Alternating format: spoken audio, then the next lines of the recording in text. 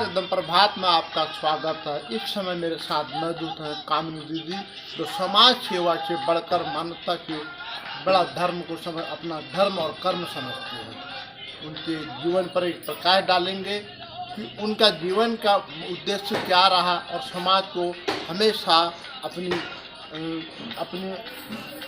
आप में एक बेहतरीन दिशा तय करते हुए आगे बढ़े और जन्म स्थान को दे करके कर्म भूमि की ओर बढ़े। आज उनसे आपसे रूबरू कराएंगे कामिनी दीदी के साथ। जी एकदम प्रभात में आपका स्वागत है। नमस्कार जी, जय माता दी। मैं इस बार में बात करना चाहती हूँ,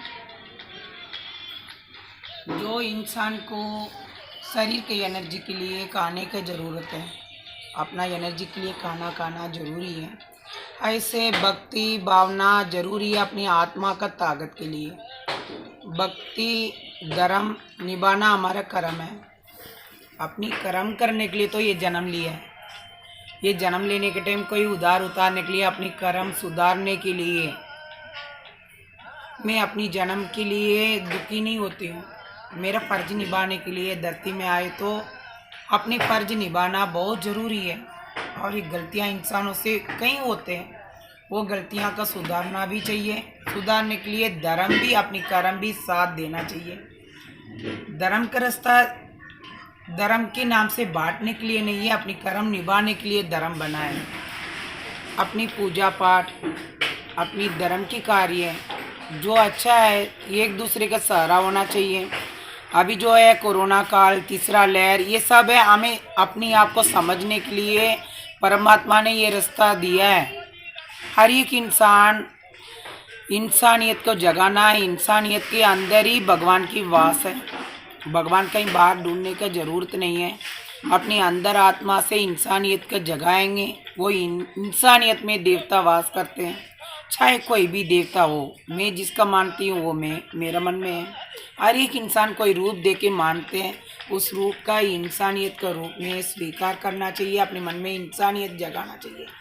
ये एक दूसरे का सहारा बनना चाहिए।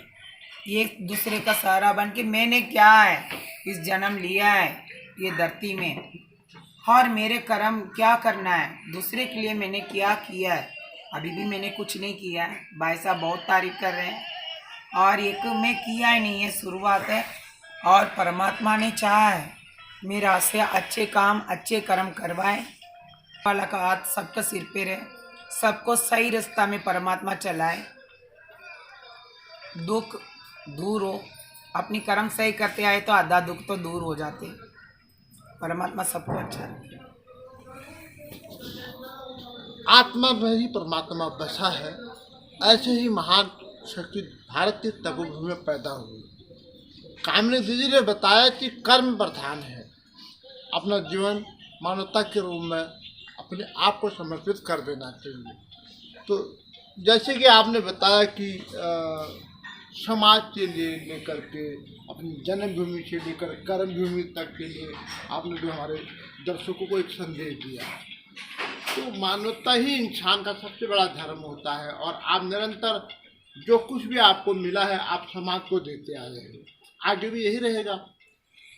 और हम पहले बधाई पे जाते थे, जो आपके जो दान है मैं अच्छे काम में लगाती हूँ।